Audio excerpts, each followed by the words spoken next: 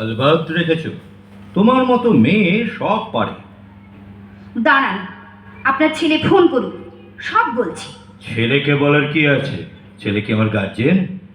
শুনুন, আপনার না প্রেশার ট্রেশার কিচ্ছু নেই, শুধু পাড়ায় প্রেস্টিজ দেখাবার জন্য প্রেশার দেখান। কি? আমার প্রেস্টিজের প্রেসার? তোমার বাবার নাম কি? হকিন্সের প্রেসার? বাবা, আপনি আমার বাবা তুললেন। সরি সরি সরি, মুখ ফসকে বেরিয়ে গেছে। প্রেস্টিজের প্রেসার কুকারের মতো, গরম হলেই সিটি দিয়ে ফেলে। সকালে চা খেয়েছেন? হ্যাঁ, চা খেয়েছেন? তুমি কি ভাবো তুমি নেই বলে চা পাবো না? ঠিক সময়ে যাতে চা, জলখাবার, লাঞ্চ পান, সেই জন্যই তো আমি আরতির মাকে রেখে এসেছি। একজনকে পুষতে কত টাকা লাগে জানেন? তুমি আমাকে টাকার খোঁটা দিচ্ছ? আর কত অপমান করবে? এতে অপমানে কি আছে? খরচা হচ্ছে, বলতে পারবো না? আপনিও তো ছেলেকে সেদিন বললেন তোর বউয়ের জন্য পুজোয় শাড়ি কিনতে 5,000 টাকা চলে গেল। নিজেই তো পছন্দ করে দামি শাড়িটা কিনলে।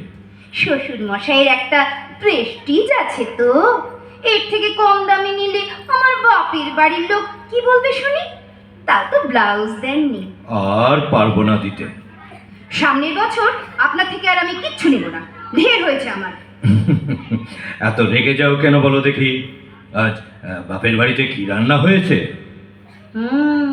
আপনি যেমনটি ভালোবাসেন ইলিশ মাছের ভাপে। ইলিশ মাছ? খাওয়াও খাওয়াও, ভালো করে নিজের বাবাকে খাওয়াও। আর পরের বাপের জন্য আরতের মায়ের গাঁদাল পাতার পাতলা ঝোল। আমি রাখছি।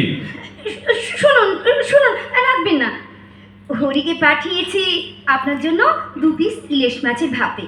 ও গিয়ে বেলবাজারে দরজা খুলে দেবেন। কেমন? দরজা আমি খুলেই রাখবো।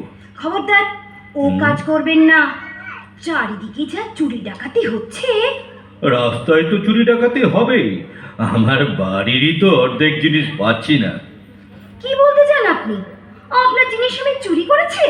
চুরি কেন করবে, সরিয়ে রেখেছো। নসির ডিবেটা পর্যন্ত উধাও। বিয়ে